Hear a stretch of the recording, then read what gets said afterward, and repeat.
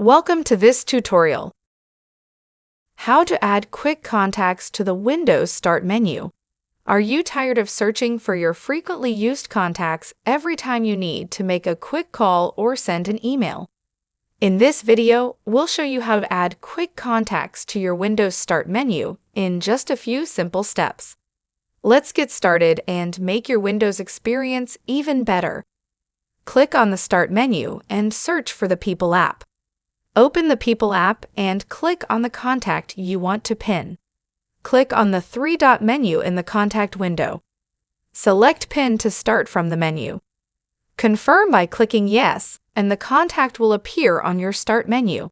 Now that you've learned to add quick contacts to your Windows Start menu, managing your contacts is easier than ever. Wasn't that easy? Thanks for watching.